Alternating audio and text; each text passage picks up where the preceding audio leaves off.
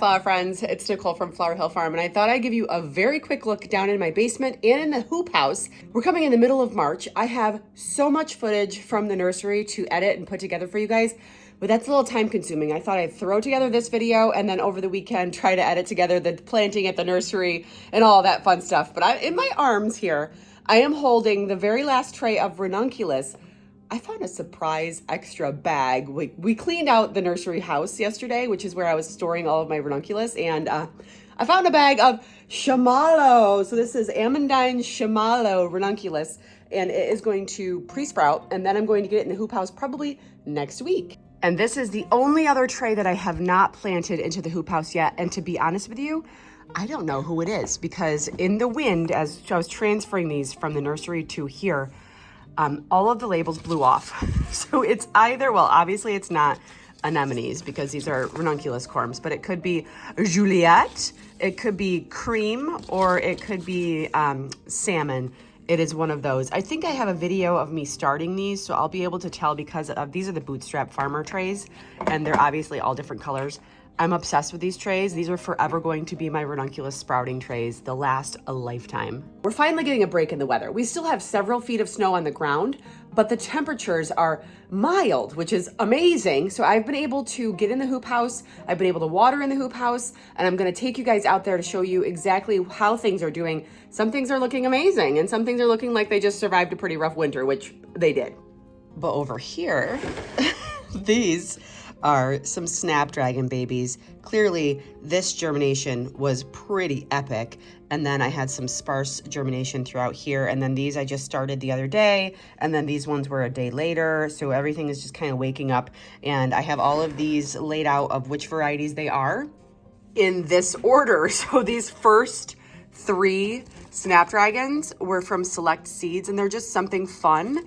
You guys love this one. This is the day and night one. Oh, night and day, sorry. Night and day, day and night.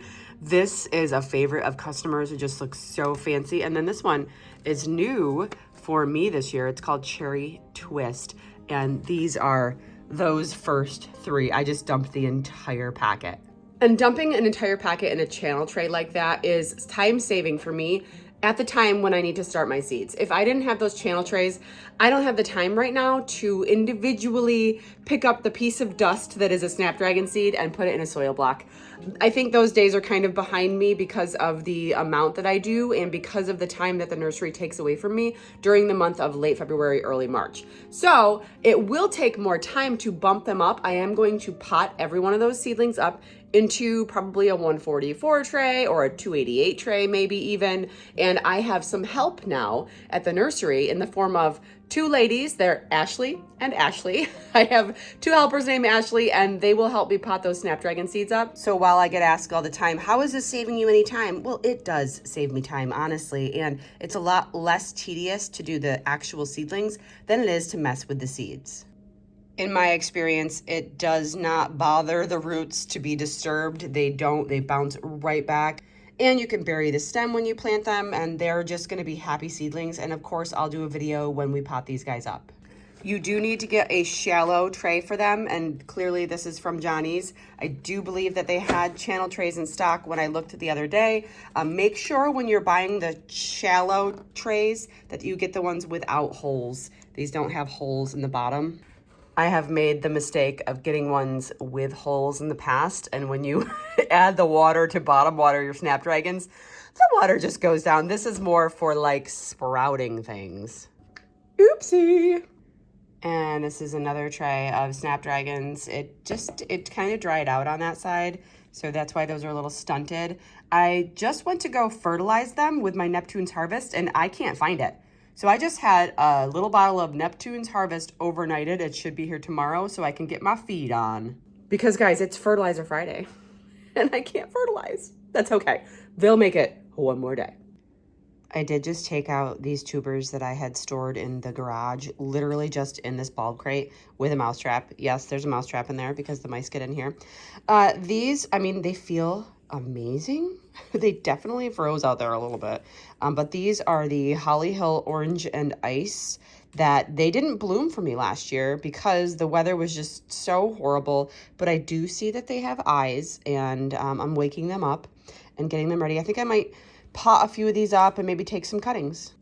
Even the ones that are like, this one's a little bit softer, but these ones, I feel like they're gonna be okay. Some of them in here are not okay, like that. You can see that white, that's got a little bit of growth on it. Whoopsie, I kind of didn't do this methodically. I literally just threw it. I can definitely, like that's a definite eye, that's an eye. I definitely think I'm going to have some viability out of these. And I literally put zero effort. I just threw them in this bulb crate and put it in the garage. And that probably wasn't the best idea because I spent a lot of money on those tubers. It made a lot of tubers, actually. I only bought 10 single tubers. And while they didn't really bloom for me this year, they did create a lot of tubers. So hopefully they'll pay me back this year with blooms.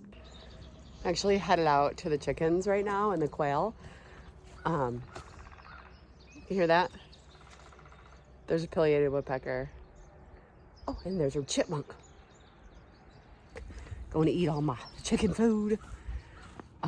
I have had a horrible, horrible winter with my chickens. It's been extremely strenuous, and every single day I have had to drill and undrill a piece of plywood because we had a mink get in and kill 6 of my chickens in early winter, and I'm not having that. Therefore, we have had to secure the pen, so it was squeezing underneath the door. There are no holes in my chicken coop. It was squeezing its little stupid little body up inside the door frame. We have had to, when I say we, I mean I have had to, I can hear them in there, they want out.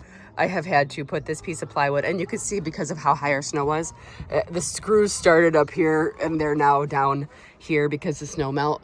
I have 2 mink traps out, have not caught anything yet, but I see, well, the snow's melting now. My husband snow blows this patch so that we can have access to the chickens, and so my dog has a place to go to the bathroom. But you guys can see that there's plenty of snow, and almost every single day, good morning, almost every single day I see mink tracks, and actually you can see it pulled the body of the chickens underneath that shed, and you can see the carnage underneath if you look. But yeah, I have a mink. And it's awful. And this is my new chicken coop that I have yet to, the quail are in here. But this is going to replace that. And we're having an entirely new run built by a professional contractor because I'm not playing around. No more mink, man. So this coop is twice the size of this coop because that means twice as many chickens, duh.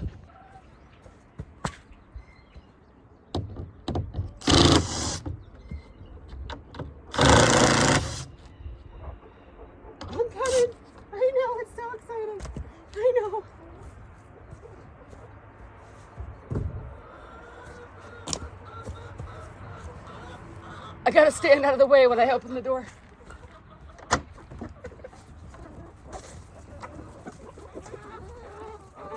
morning! Oh, a green egg, thank you. Here, guys. Woo, be careful. Thank you. It's dirty, but I did get a green egg and a regular egg. Gotta wash it. Okay, you guys can play for a few minutes. These are the Delawares. These guys are fun. This is my one of my roosters. He's an Easter egger, and they fight. No more fighting, roosters. This guy's a rooster, but he hates Jeffrey, and Jeffrey's a girl. So maybe he really likes Jeffrey. I don't know. He's just beautiful. So gorgeous. Beautiful. I also have a barred rock rooster. Oh, there he is. He's in the door. And I have a tiny Egyptian Fayoumi rooster. I don't know why I dumped the food in the house, so that's why they're out there. I didn't order any roosters. They're surprise roosters. All right, let's go over to the hoop house. I don't let the chickens stay out during the day because of this mink. I have seen the mink in broad daylight trying to get in the chicken coop, so it's not just an overnight thing. Therefore, every single day, my poor chickens are literally cooped up. There's that gray shed. See that gray shed? That gray shed is my flower cooler, and we're gonna need it, guys. The flower cooler is CoolBot, and that is coming clutch. Look at all this snow. Brad snow blows me paths everywhere. This house has tolerated and withstood over 20 feet of snow, I think our total was for the year. But look at my poor hydrangea field over there. Half the hydrangeas are on the ground. That's okay. It's like they were trimmed. But this is all the snow removal work that we've done to keep this house standing. And honestly, guys, it has been a beast all winter long. So to the untrained eye, you'd be like, this is empty. What in fact, this is a ton of campanula. And oh, look, happy spiders. It is looking amazing. Yes, of course, the first initial leaves die off and rot, but it comes back like a champion. Actually, I do believe this is a champion campanula. I have pink, white, blue, maybe lavender. I'm not quite sure, but this is in Bio 360. And then as I make my way down here, you'll see, guys, this was an experiment that I did. And this is overwintered ranunculus in zone 4. I am shooketh because they all came up. They all look amazing. And you guys, ranunculus is not known for coming back. And we've had, I would say our low over this winter was about negative 20 degrees Fahrenheit. And these were only covered with a double layer of frost cloth. And that is it. So this was my ranunculus experiment. I did about, I don't even know, maybe 70 corms. I didn't want to overdo it because it's a lot of money to trust that they're going to come back. So this right here, I knew was going to do great. I split a tray of feverfew with my friend Erin from the Little Ann's Flower Farm in Canajoharie. So this is feverfew that's beautifully coming back. And I think it's the single matricula. It's going to be great. I mean, look at this. Like, look at the new growth. It's going to take off. It's actually doubled in size in just the last couple days because we've got sunshine. And this is Nigella. This is going to be great as well. But here is what is shaking my world right now. I have thousands of tulips sprouting in here with several feet of snow outside. The tulips are happy in the hoop house. I water with that when the hose doesn't reach, like the back tulips. Don't judge me. These things are super handy, and I'm keeping them for all of my flower harvesting here at the farm. Clearly, I'm not going to set up a bouquet bar with the kitty litter, but I am definitely using it for harvesting here at the farm, so no judgment. You're going to see those buckets quite a bit. These tulips, I've got 1, 2, 3, 4, 5, about 2,500 tulips in here, and this is shocking to me. Shocking that they are this far advanced already. I cannot wait. This variety is Icon. We have several thousand ranunculus right over here, and you could see I kind of buried it a little bit because it's all been pre-sprouted, but I planted it out here the other day, but you can see that I buried it just a little bit because I knew watering it in was going to kind of push the soil down. So there are thousands of ranunculus in this row, and they're going to catch up, guys, because we're zone 4B. Our last frost is not until the end of May. So these guys have a couple of months of growing before we even get to the temperatures. Usually Mother's Day is the very first time where I see buds. I'm really not expecting them to be showing any buds until the end of May. I did get them in a little bit later, except for perhaps the ones that I started early. And then up here, I saved some room for those 2 ranunculus trays that I have. So right here, plus guys, check this out. I have corms coming back from last year that I just left in the ground. Like this is anemones. This is anemones, anemones, anemones. So whenever I see anemones, they're all over the place. They're all, oh, look at that. Oh my gosh, that one's new. So I am letting it come back au naturel just from leaving the corms in last year.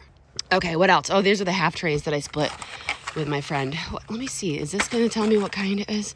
Okay, so that's the Delft Blue Nigella. We got it from Farmer Bailey, which goes through the Grow and Sell Plug producers. And then, yeah, so the Vegmo Single Feverfew, this is the tray that I have. So these were the 2 that I planted in the fall. And then I did some direct sowing right here. I did some larkspur. And I also did some Orlea, which is also a seed that I'm going to be starting in trays today. And then look, like that's a larkspur that just self-seeded from last year. Last year we had, oh, there's more. There's a ton of larkspur self-seeding, and you can tell that it's larkspur by its fancy little feet. Today, on today's agenda is going to the nursery because that's where all my soil, that's where all my tools are. And it's a massive seed starting day. I'm gonna be starting a whole bunch of stuff for the farm, including some stock for this hoop house and some sweet peas. I have a vision of a couple rows of sweet peas back there, and I'd like to be able to save the seed from that to add to my seed shop. I spot a ranunculus corm that has unearthed itself. It's right there. What are you doing? Why aren't you in the ground? Thank you. Now, I said this is all ranunculus, but I did do the caramel pastel mix anemones. And then I also have the Levante Rosa planted, which I sold these corms in the fall. And you guys are sending me pictures of your Levante Rosa. I am smitten. In fact, I just saw that someone, I don't know if it's the Flower Institute or the Flower something, someone just named the Levante Rosa the flower of the year. And don't you worry, I just put in my order for the corms that I'll be selling this fall. I got some more. So if you missed out, don't worry, I'll be selling them. I think I'm going to go ahead and sell them in quantities of 10 and 25 this year. So if you guys are interested in getting small amounts of some really cool, really interesting flowers that you can grow at your own place, stay tuned for that and make sure you're on my email list because we'll be putting out probably a preview in August. Oh, I cannot wait for the camp. Look at all these spiders. I love when I see spiders because then I know they're taking care of any situations that I have in the hoop house. Usually it's aphids. I have seen thrips on ranunculus before, but I have not seen thrips yet on my ranunculus, clearly. I don't see anything coming up from this batch yet. In the fall, well, I guess it was like midwinter, I put some seeds in the ground. Oh my gosh. Oh my gosh. Okay, so maybe this is a lavender colored forget-me-not, a Chinese forget-me-not, and it's called Marilyn, I believe. And oh my gosh. Oh yeah, baby. Okay. It looks like we do have some Marilyn action. I am so excited. And I do have 2 more seed packets of those, and I'll see. And it's like a small business that created this, that bred this variety. I will actually see if they have any more on their website, and I will put a link in the description if they do. Guys, a lavender colored forget-me-not, like it's lilac colored. Are you kidding me right now? You got to get your hands on this. Okay, guys, I just checked. Look at this purple cut. Look at my fingers. It's disgusting. Sorry. It is in stock right now. Bred by Three Porch Farm. Get yourself some Marilyn. It's so gorgeous. I cannot wait. My friend Erin, she grew this and they were stunning. I think I'm going to start more of those seeds today, like intentionally in soil blocks and in plug trays. So, all right. Oh, jeez. My zipper wasn't high enough. Oh, my chickens are going to find me. I got to get this shut. I am going to lift up the sides of this hoop house so that the tulips have some ventilation, so they're not getting any boitritis or anything like that. Tulip fire, don't need any of that. So I'm going to go ahead and lift up the sides on the end by the tulips, and then I'm going to head to town. So I just wanted to give you guys a brief update. Don't worry, I am taking massive quantities of video of us planting. I just need to find the time to edit it together. And a video like this only takes me like 20-30 minutes to edit. A video like the ones planting, that takes like 3, 4, sometimes 5 hours. So I am trying to figure out a time to edit, and hopefully I'll get that to you guys this weekend. Anyway, here's a quick update from the farm. Thanks for sticking around. We'll see you soon. I'm trying to use the snowbank as a tripod. It's so crusty. It won't even go in. All right, I'm going to try this. It won't work. There. Okay.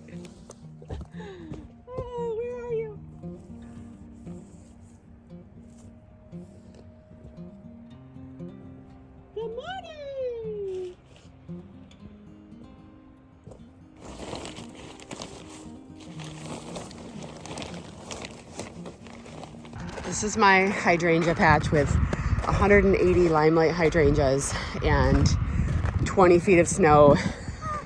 I'm standing on a couple feet of it. It's very crunchy. literally knocked off so much. But guess what? It just pruned itself for me. I'm not even mad. Oh my, maybe I'm a little bit mad. Oh my gosh, guys. That's awful. I just know that they're gonna come back though, but it's completely broken. Almost all of it. Oh my gosh. This is like so hard to see, but I know that you can cut these down a lot. Oh my gosh, guys, I didn't realize the extent of the damage. This one's shored down. There's like, okay, this really shouldn't be at the end of a video because this is pretty dramatic. Oh boy. It's okay. It's okay. I have literally watched Sunflower Steve cut down his hydrangeas 8 inches tall, and they all come back. Beautiful and better than ever. It's fine. Everything's fine. Okay guys, time to go back inside. I know I don't want to do this to you. I know, but the minks. You guys gotta be safe. Just a couple more months. I promise. So this is my barred rock rooster. It was supposed to be a female. I remember posting a picture or a little video clip of what I call Marla. And someone was like, I think Marla is a Marlowe. And I was like, I think you might be right. So this is Marlon Brando. Yeah, you are. I almost forgot to show you my quail babies. Hi.